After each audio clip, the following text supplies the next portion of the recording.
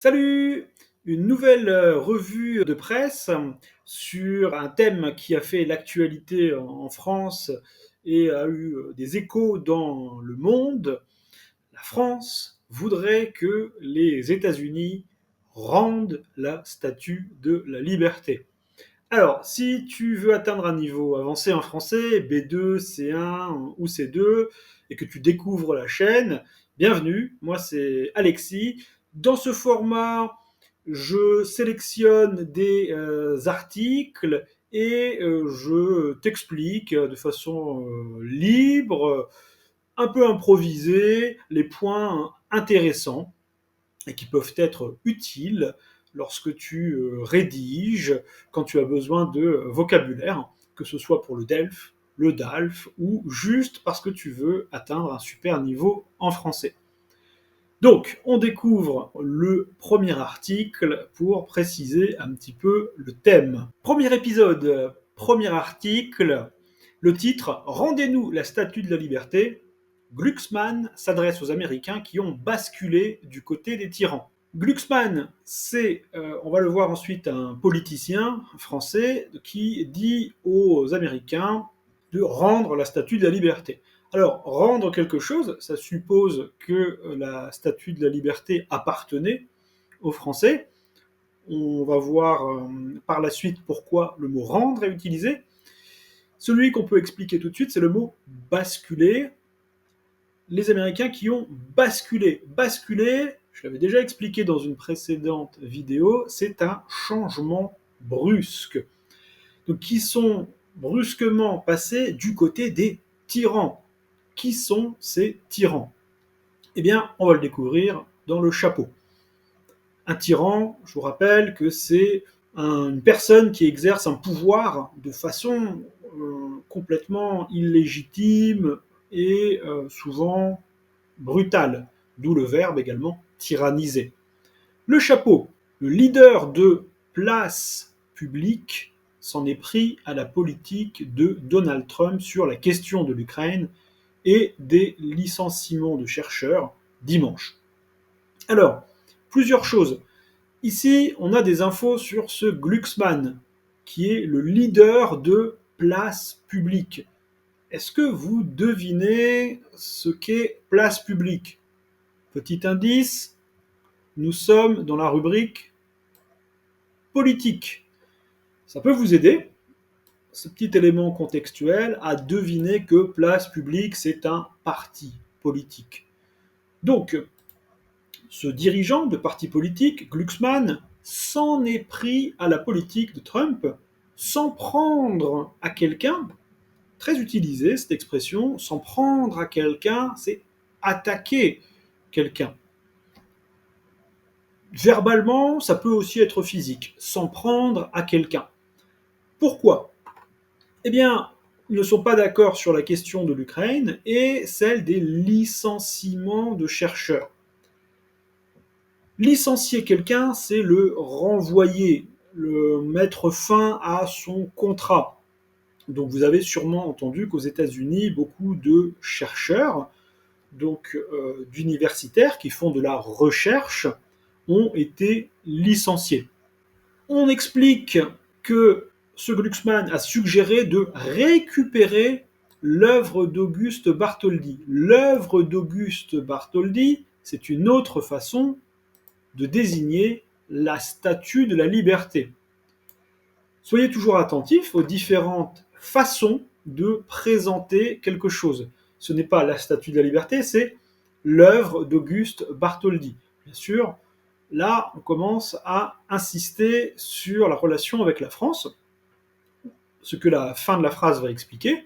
Donc, l'œuvre d'Auguste Bartholdi, trônant à New York, trôné, comme dans les guerres du trône, offerte par les Français aux Américains en 1886. Et oui, peut-être que vous le savez déjà, la Statue de la Liberté, c'était un cadeau pour commémorer les 100 ans de l'indépendance américaine, en 1776. Et petit cadeau qui a été assemblé à Paris et expédié aux États-Unis, puis réassemblé sur place. Alors, je regarde rapidement s'il y a d'autres choses intéressantes. Tiens, on peut écouter Monsieur Glucksmann faire sa petite déclaration. Aux Américains qui ont choisi de basculer du côté des tyrans, aux Américains qui virent les chercheurs pour avoir fait preuve de liberté scientifique, d'abord, rendez-nous la statue de la liberté. Bon, deux choses. Vous remarquez, peut-être avez-vous entendu qu'il n'a pas utilisé le verbe licencier. C'est du français plus familier, c'est un meeting politique. Il a utilisé le mot virer. Voilà, les Américains qui virent les chercheurs pour avoir fait preuve de liberté scientifique. Donc, virer quelqu'un, c'est le synonyme familier de licencier. Petite remarque, on voit à son sourire que c'est clairement une provocation. Provoquer, c'est volontairement exagérer pour susciter une réaction. Alors, justement, est-ce qu'il a obtenu une réaction? Ça va être notre deuxième épisode. Deuxième épisode, comment les Américains ont réagi. Rendez-nous la statue de la liberté, l'ironie d'un eurodéputé français. Alors l'eurodéputé français, donc le député européen français, c'est bien sûr Glucksmann, vous l'aurez deviné.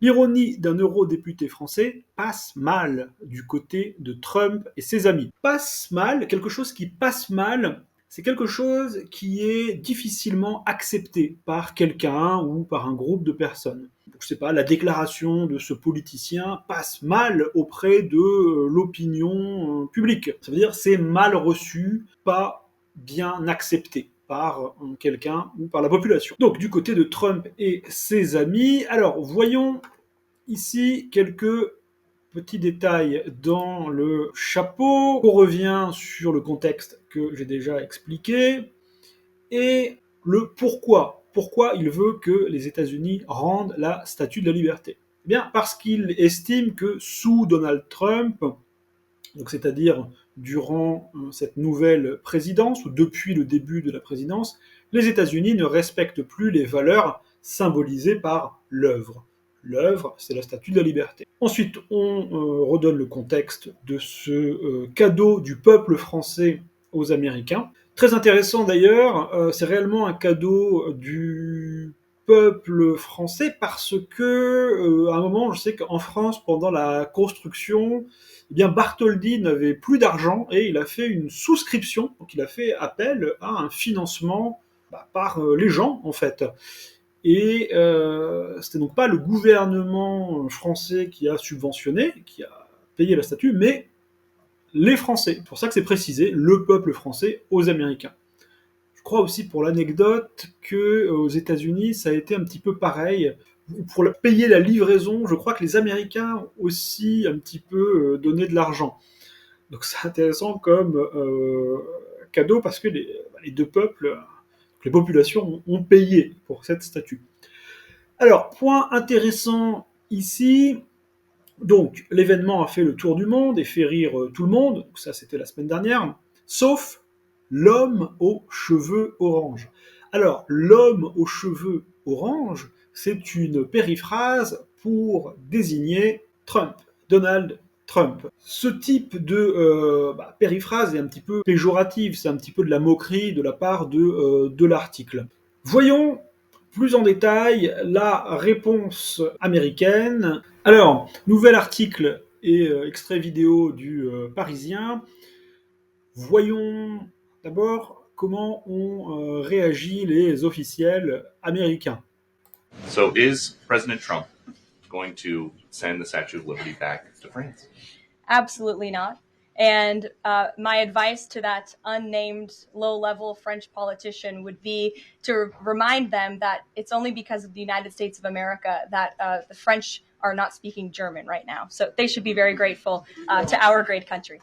Alors, on résume l'échange. Donc d'abord, la question, est-ce que Trump va renvoyer la Statue de la Liberté en France? Ça la fait rire. Là, quelque chose d'intéressant à commenter. Elle dit « Mon conseil à ce politicien français anonyme de bas étage ». Alors, ça commence très très durement. Elle ne nomme pas Glucksmann, mais elle utilise cette périphrase pour le désigner ce politicien français anonyme, donc anonyme, dont personne ne connaît le nom, de bas étage. Un étage, je vous rappelle, c'est dans un immeuble, par exemple, vous allez avoir plusieurs étages. La Tour Eiffel a beaucoup d'étages. De bas étage, un politicien de bas étage, c'est quelqu'un en fait qui a un petit niveau, qui n'est pas bon dans ce qu'il fait. C'est une façon de caractériser quelqu'un qui est très méprisante. Et ça va continuer. Elle lui rappelle que c'est uniquement grâce aux États-Unis que les Français ne parlent pas allemand aujourd'hui. Donc, d'après elle, vous comprenez la référence historique, ce sont les Américains qui sont venus sauver la France, et c'est grâce à eux que nous ne parlons pas allemand, donc ils nous ont libérés en repoussant les Allemands. Alors évidemment, c'est une vision historique très américano-centrée. On pourrait apporter beaucoup de nuances. On peut en discuter en commentaire. Mais voilà, l'idée, c'est que c'est une critique très très forte, donc, et un rappel d'un moment où les États-Unis ont symbolisé quand même la liberté et la libération. Dernier épisode de la série, Glucksmann a répondu « La statue de la liberté est à vous ». Raphaël Glucksmann revient sur ses propos et s'attaque à l'administration Trump. Expression intéressante, revenir sur ses propos. Très souvent, dans un contexte de déclaration politique, revenir sur ses propos, ça veut dire les adoucir, les corriger, les rectifier, et souvent les atténuer, expliquer que ce n'est pas exactement ce qu'on voulait dire, et préciser, un peu modifier ce que l'on a dit précédemment. Petit passage intéressant de l'article. Donc, on nous rappelle que la porte-parole de la présidence, Caroline Leavitt, que nous avons écoutée juste avant, a répondu sèchement ce lundi. Donc, elle a rappelé que c'est grâce aux États-Unis que les Français ne parlaient pas allemand. Et l'info nouvelle, c'est que dans une longue déclaration adressée au peuple américain, écrite en français mais aussi en anglais, l'eurodéputé a concédé que la statue était bien aux Américains. Alors, Glucksmann a concédé. Faire une concession, c'est quand vous admettez que ce que dit votre adversaire, au moins une partie, est juste et correcte. Donc il a admis que oui, la statue appartenait bien aux Américains. Donc merci Raphaël Glucksmann. Et que personne ne viendrait la voler. Et ensuite, il en a remis une couche sur Donald Trump. Une expression très sympathique, plutôt familière. En remettre une couche, c'est insister de manière un peu lourde sur quelque chose. Ça vient de la peinture. Alors, je ne sais pas si vous voyez derrière le mur, je peux peindre le mur en bleu et remettre une couche de peinture. Il va y avoir plusieurs couches de peinture. De façon imagée, en remettre une couche, ça veut dire insister lourdement sur un sujet. Donc il en a remis une couche sur Donald Trump. Citation de Glucksmann, « L'Amérique de ses héros combattait contre les tyrans, elle ne les flattait pas. » Donc flatter quelqu'un, c'est ne lui dire que des choses positives et lui dire ce qu'il veut entendre. Elle était l'ennemi du fascisme, pas l'ami de Poutine. Elle aidait la résistance et n'attaquait pas Zelensky. Poursuit-il en faisant référence au rapprochement entre le 47e président des États-Unis, Trump, et le chef du Kremlin, qui s'associent pour trouver un cessez-le-feu en Ukraine. Cessez-le-feu, donc un arrêt des combats. Cessez-le-feu, littéralement, arrêter de tirer. Dernière expression intéressante vers la fin de l'article, la statue est à vous, mais ce qu'elle incarne appartient à tous, incarne ce qu'elle représente. Et si le monde libre n'intéresse plus votre gouvernement, alors nous reprendrons le flambeau ici en Europe. À reprendre le flambeau, il y a un jeu de mots, parce que le flambeau, c'est ce que tient la statue de la liberté, donc cette flamme de la liberté, c'est le flambeau concrètement, mais reprendre le flambeau, ça veut dire remplacer quelqu'un dans une tâche qui est noble. Vous continuez la lutte ou le combat pour une bonne cause. Vous reprenez le flambeau. Voilà, c'était la polémique de la semaine dernière sur la statue de la liberté, qui est toujours aux États-Unis.